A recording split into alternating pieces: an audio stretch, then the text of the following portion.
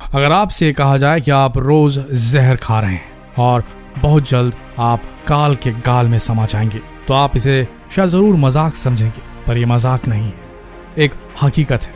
ऐसा ही एक ताजा मामला पुणे शहर का है। आज हम आपको बताएंगे एक सॉफ्टवेयर कंसल्टेंट के लिए कैसे लौकी का जूस बन गया जहर।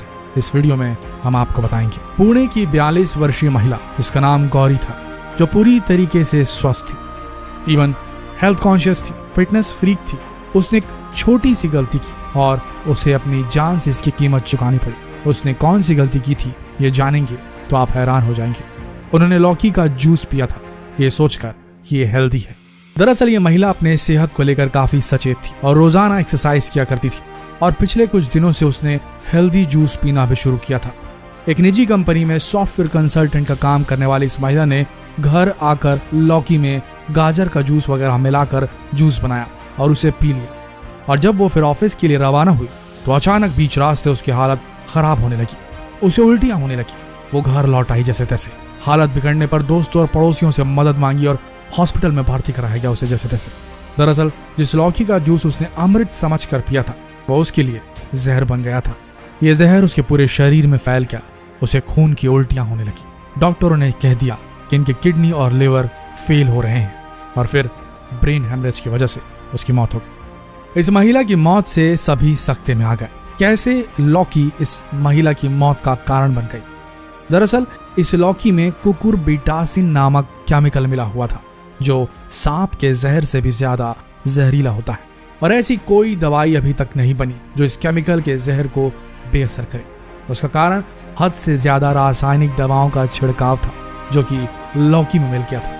अनाज का कटोरा कहा जाने वाला पंजाब अपने अनाज का कटोरा होने की कीमत चुका रहा है।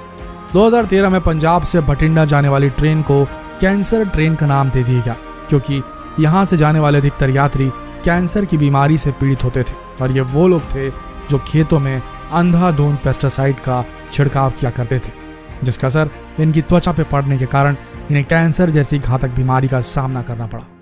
अमेरिकी रिसर्च एजेंसी के द्वारा हर भारतीय सब्जियों के जरिए 0.5 मिलीग्राम का जहर अपने शरीर में प्रतिदिन ले रहा है। तो सतर्क और सावधान हो जाइए, क्योंकि सब्जियों को रंगने के लिए जो रंग का इस्तेमाल किया जा रहा है, सब्जियों को धोने और उगाने के लिए जो गंदे पानी का इस्तेमाल किया जा रहा है, इससे आपके शरीर में आपके वाइटल ऑर्गन्स, आपके जितने भी अंग हैं अंदरूनी, वो खराब हो सकते हैं। बड़ी बड़ी बीमारियां आपको घेर सकती हैं। देश की जानी मानी संस्था नेशनल इंस्टीट्यूट ऑफ न्यूट्रिशन के अनुसार भारत में पाई जाने वाली अधिकतम सब्जियों में जबरदस्त पेस्टिसाइड्स के प्रयोग की मात्रा दिख रही है, और इसका असर लगातार भारत में बढ़ रही बीमारियों के दर के ग्राफ में देखा जा सकता है। सिर्फ यही नहीं, जो खाना हम खाते थे इसलिए कि वो स्वादिष्ट हुआ करते थे, आज उनका साइज बढ़ाने के चक्कर में, फल का साइज बढ़ाने के चक्कर में, सब्जियों के आकार को बढ़ाने के चक्कर में जो हार्मोन उन्हें दिए जा रहे हैं, ऑक्सीटोसिन जैसे जो खतरनाक हार्मोन उन्हें दिए जा रहे हैं, उनसे हमारे बच्चे समय से पहले मैच्योर होते जा रहे हैं। उनके अंदर प्यूबरिटी जल्दी आ रही है, लड़कियां जल्दी जवान हो रही हैं, उनके पीरियड्स जल्दी आने लग रहे हैं। और ये सब इन्हीं हार्मोन से बुझे हुए फलों और सब्जियों की करामात है। इन पेस्टिसाइड से बुझी हुई सब्जियों की करामात है। आज मेडिकल साइंस बहुत बढ़ चुका है, उन्नति कर चुका है। एक से एक दवाइयों का इजाद हो चुका है, जिससे बड़ी से बड़ी बीमारी का इलाज संभव है। लेकिन याद करिए वो वक्त जब मेडिकल साइंस इतना पारंगत नहीं था, इतना ज्यादा उन्नति नहीं कर पाया था, तब भी हमारे बड़े बूढ़े जो थे, हमारे पूर्वज जो थे, वो इस प्रकार की बीमारियों से दो हाथ नहीं करते थे। उन्हें इस किस्म की बीमारियां हुआ ही नहीं करती थी। आखिर कैसे? क्योंकि वो जो फल सब्जियां खाते थे वो कुदरती हुआ करती थी, और आज हम जो खा रहे हैं वो केमिकल से बुझे हुए फल और सब्जियां हैं, जिससे हमें जबरदस्त नुकसान हो रहा है। फिलीपींस में legal system of agrochemical registration से पेस्टिसाइड यूज करना प्रतिबंधित कर दिया गया है। यह बायो पेस्टिसाइड और बायो ऑर्गेनिक खेती को ही मान्यता प्रदान करता है, फिलीपींस का जो एग्रीकल्चर सिस्टम है। लेकिन हमारे देश में लोग व्यायाम और फिटनेस के लिए तो जागरूक है, लेकिन रोजमर्रा में जो खाना वो खा रहे हैं उसके लिए कोई जागरूक नहीं है।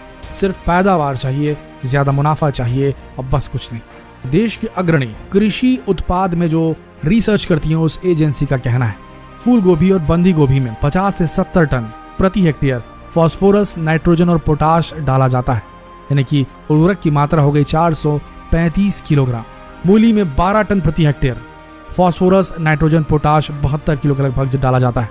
खीरे में 30 टन प्रति हेक्टेयर। ऑक्सीटोसिन व पोटाश 133 किलोग्राम डाला जाता है। खीरा हम सोचते हैं सेहत के लिए अच्छा है, लेकिन इसमें ऑक्सीटोसिन होता है। बीन्स जिसकी पैदावार 16 टन प्रति हेक्टेयर होती है, उसके लिए यूरिया और फास्फोरस 110 किलोग्राम डालना पड़ता है। मटर जिसकी पैदावार 25 टन प्रति हेक्टेयर होती है, उसके लिए ऑक्सीटोसिन और हरा थोथा 250 किलोग्राम तक डाला जाता है। आलू जिसका प्रति हेक्टेयर पैदावार जो होती है वो 40 टन होती है, उसके लिए ऑक्सीटोसिन और फास्फोरस 512 किलोग्राम तक डाला जाता है। टमाटर, शिमला मिर्च इसमें 38 से 28 टन की पैदावार होती है प्रति हेक्टेयर, और प्रति हेक्टेयर फास्फोरस, नाइट्रोजन और ऑक्सीटोसिन 351 से 250 किलोग्राम तक का डाला जाता है। अब आप खुद इस बात का अनुमान लगाइए कि आप कितनी मात्रा में जहर अपने शरीर में ले रहे हैं, और आप प्रतिदिन इन सब्जियों को इस्तेमाल अपने खाने में करते हैं। अब आप खुद समझदार हैं, आप प्रतिदिन कितना जहर अपने खुराक में ले रहे हैं। याद रखिए, प्राकृतिक आपदाओं से नहीं, खतरा हमारे खान पान से भी हो सकता है। इसीलिए बड़े बुजुर्ग द्वारा हमेशा कहा जाता था, एक स्वस्थ शरीर ही स्वस्थ मस्तिष्क का निर्माण करता है। अभी आपके ऊपर है, जितना हो सके देशी सब्जियां खाएं, सीजनल सब्जियां खाएं, और टेढ़ी मेढ़ी जो ओरिजिनल देसी सब्जियां होती हैं छोटे आकार की, वो खाएं, ना कि खूबसूरत दिखने वाली बड़े साइज की हाइब्रिड सब्जियां जिन्हें बहुत सारा केमिकल डाल के उगाया गया हो। जितना हो सके हरी सब्जियों के इस गोरख धंधे को उजागर करने के लिए इस वीडियो को शेयर करें, ताकि बाकी लोग भी सलामत रहें इस प्रकार की प्रॉब्लम से। जब भी हरी सब्जी घर लेकर आएं तो उसे सिर्फ पानी से नहीं बल्कि बेकिंग सोडा मिले पानी से धोएं। इससे चांसेस हैं कि उसके पेस्टिसाइड थोड़े कम हो जाएंगे। सीजनल सब्जियां ही खाएं, बचे रहें। जितना हो सके इस वीडियो को शेयर करें। धन्यवाद।